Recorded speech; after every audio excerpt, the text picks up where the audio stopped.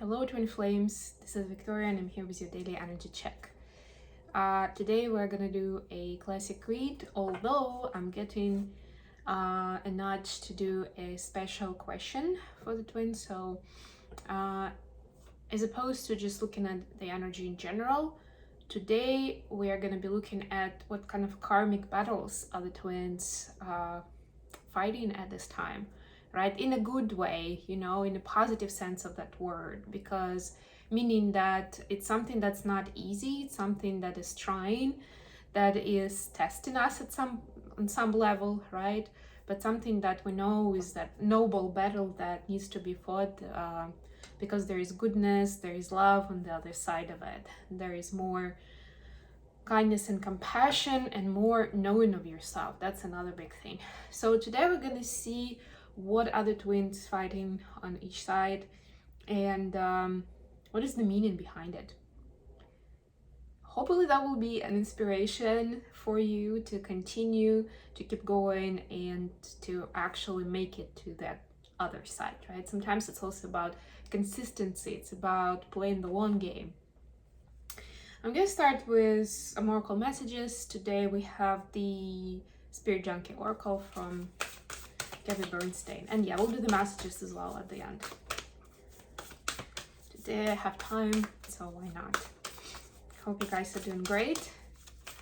I'm about halfway through posting the horoscopes for August on my other channel, so make sure to check that out. It's Mindful Bamboo. There is a handle in the description box. I have started with Leo this time because we are after all in Leo season. Okay, so for the feminines, we have, I seek out happy people who inspire me to be great. So this is a reminder for you to acknowledge those friendships, those relationships that make you feel that way, that are inspiring, that are taking you forward, that are lifting you up, that are helping you be strong day in, day out, and those that maybe are coming short of that expectation, and maybe there is time to change that around.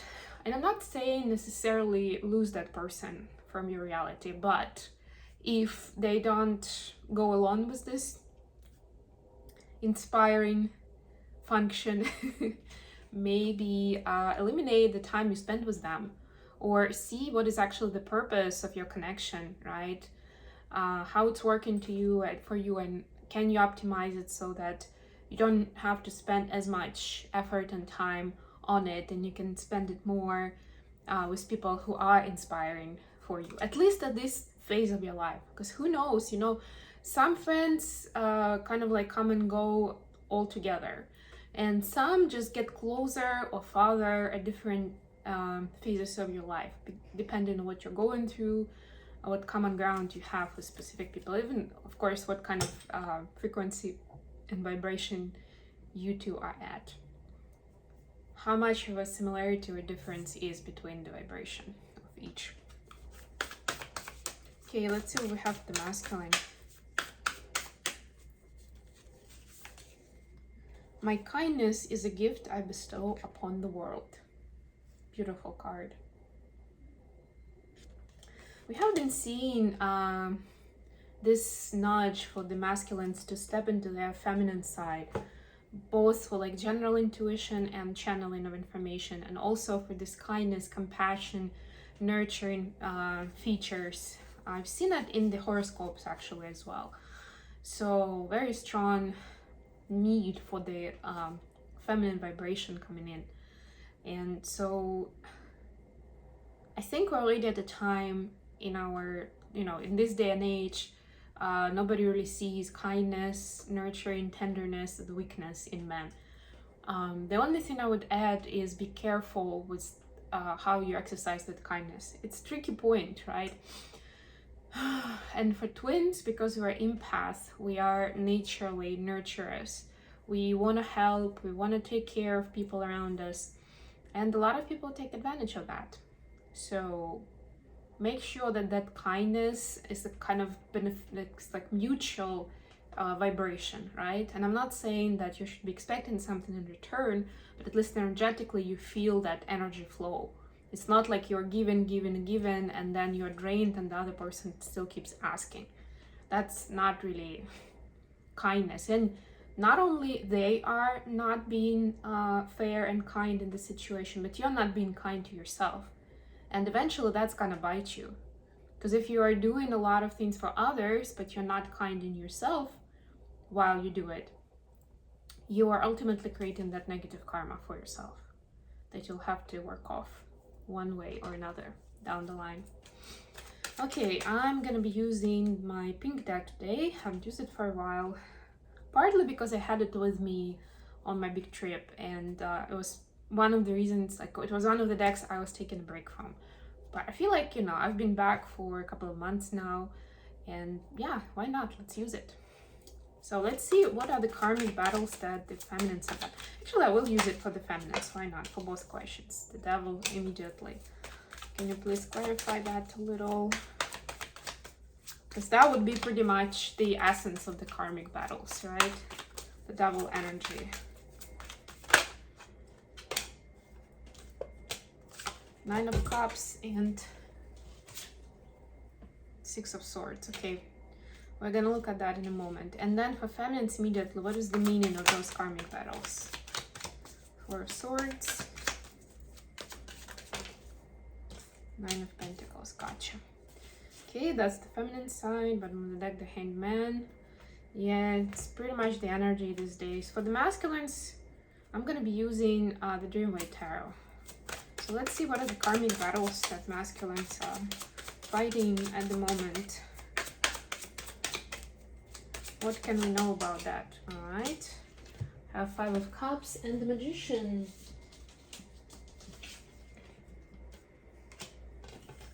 What is the meaning behind them?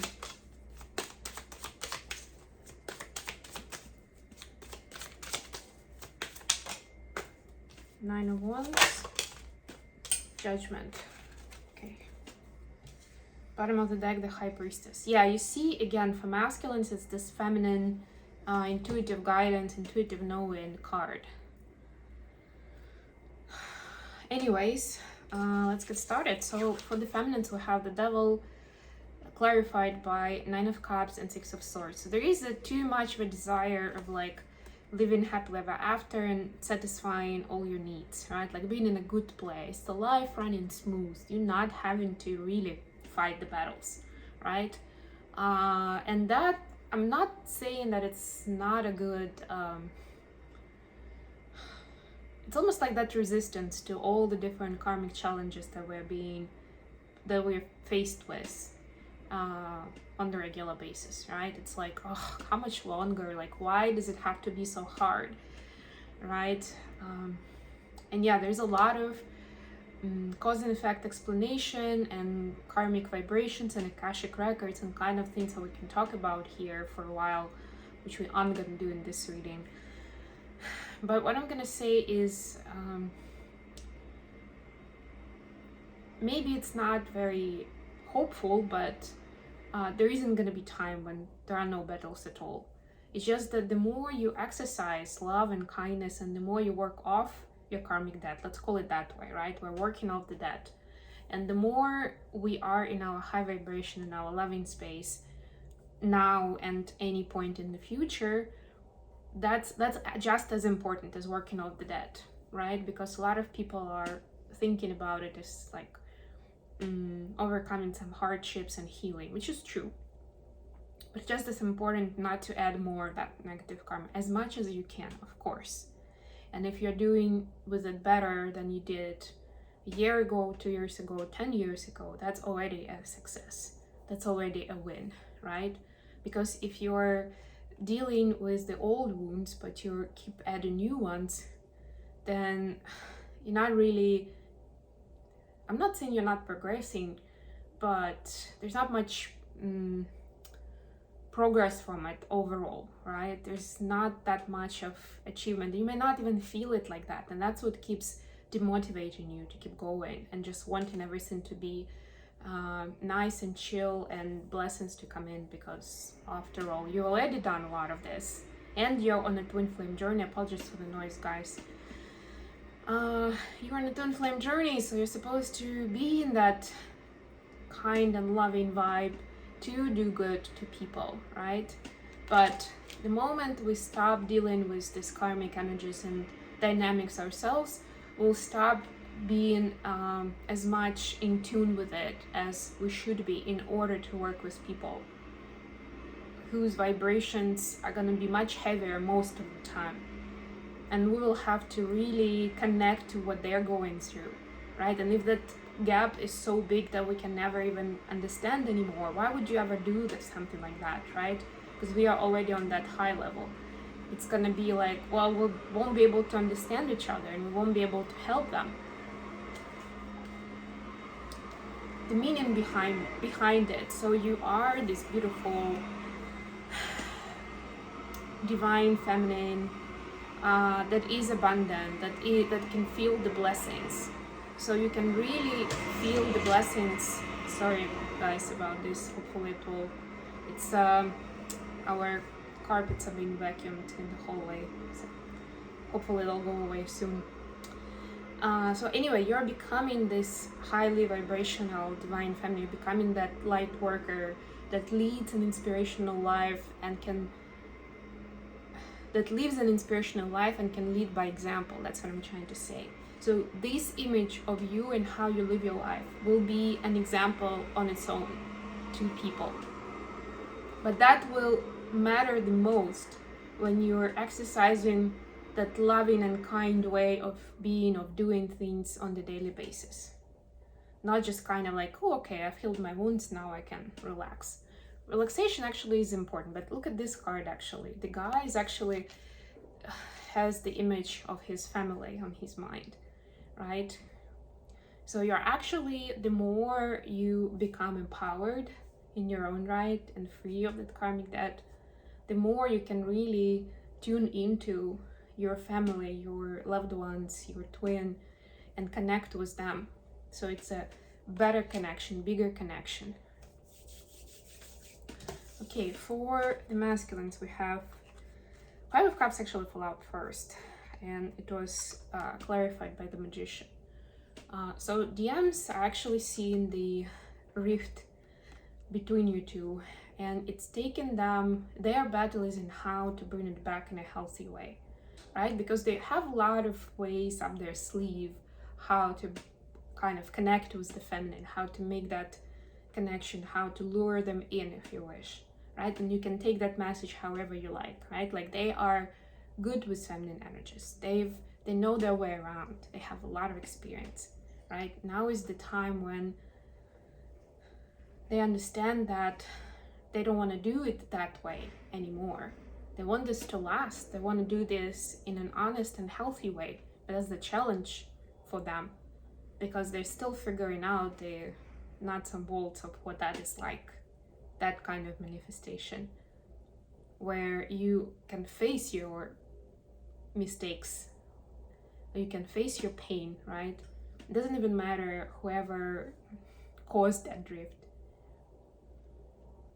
Whatever happened there, right? There's either pain from your heart getting broken, being hurt, or there is a embarrassment or feeling of guilt and shame because you did something wrong to the other person, right? And either of those is hard to face.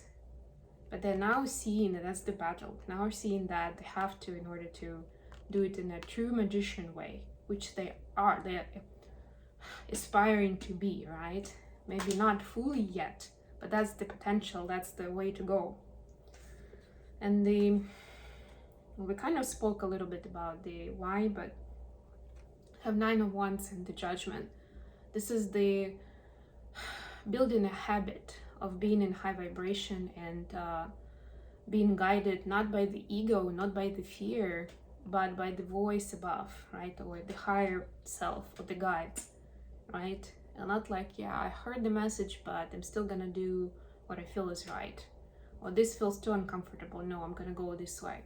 No, this is like actually marching to this tune of the angels, because they know the stakes are high, and because as they do this once, twice, 10 times, it's gonna be easier and easier to keep doing that as a habit, is building a habit of following this divinely guided path, rather than having to do this internal conflict and battle of like, oh, should I do this? Should I go this way? Oh, this is easier, and I'm gonna save my face.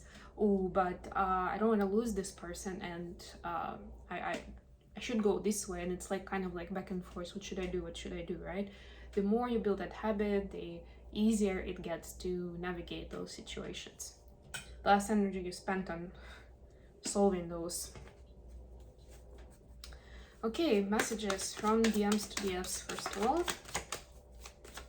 Do DMs like to share with DFs at this point? Oops. Okay, just a couple. Big no, first of all. I'm come in trust, and I just wish things would... You see, this is actually the Magician card. So again, we're seeing this vibe where they can be, and the Magician can have its shadow side too, right? So they can be the shadow side magician and lure you in, but they say no to it, to themselves. They want to do it right, and they're saying, I just wish things were different, right? Like, I wish we hadn't had to go through this, or I wish I just could know what to do and immediately do it. But it's not that easy. It takes bravery, it takes certain judgment calls to be heard by them, to be able to do that. And that's why I like the message, I'm coming trust, because it's like, well, they're not there just yet, but it's work in progress. It means, you know, it's somewhere on the horizon. Realization, bravery, action. The healthy action. From feminines to masculines.